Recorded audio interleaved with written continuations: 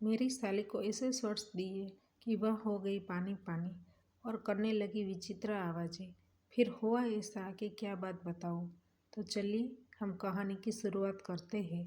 दोस्तों, मेरा नाम भावेश है। मैं मुंबई में रहता हूँ। मेरी उम्र 25 साल है। मैं एकदम बिंदास लड़का हूँ। मेरी शादी 2 साल पहले हिरल नाम की लड़के के साथ हुई थी। अब हम दोनों मुंबई में साथ में रहते हैं।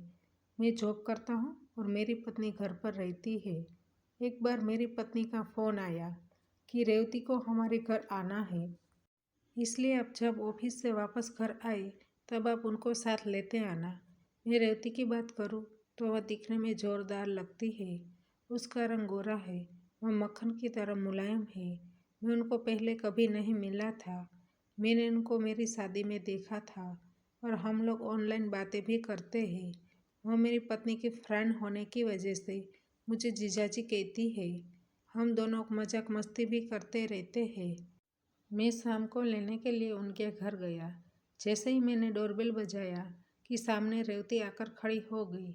मैं सब कुछ भूलकर उनके सामने देखने लगा।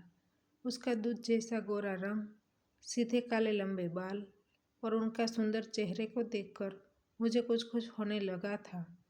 मैं भूल गया था कि मैं यहाँ किसी को लेने के लिए आया। अचानक उसने मेरा हाथ पकड़ लिया और कहने लगी कि जीजू, आप कहाँ खो गई। मैं तुरंत ही उनके शब्दों से चौंक गया और मैं शर्मा गया। उसने मुझे घर के अंदर जाने के लिए कहा। फिर मैंने उसको कहा कि बाकी के सब लोग कहाँ गए हैं। तो उसने कहा, मेरे पति काम की वजह से दिल्ली गए हैं, इसलिए मैं घर पर अकेली हूँ। उसकी बात सुनकर मैं भगवान को धन्यवाद किया और मैं मन ही मन खुश होने लगा। अब तक वह रेडी नहीं हुई थी। फिर उसने मुझे पूछा, आप कुछ लेंगे?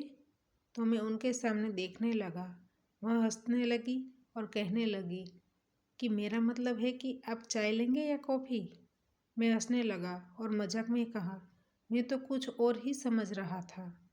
फिर उसने हंसते हंसते कहा, आप क्या समझ रहे थे?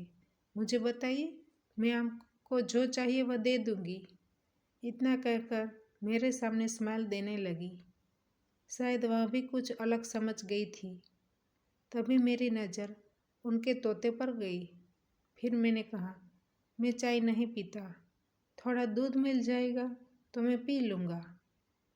फिर उसने कहा, आपको डायरेक्ट दूध पीना है या कप में? इतना कहकर वह मेरे नज़दीक आकर बैठ गई। मैं कुछ भी बोलूं उससे पहले उसने सांप सीढ़ी का खेल शुरू कर दिया।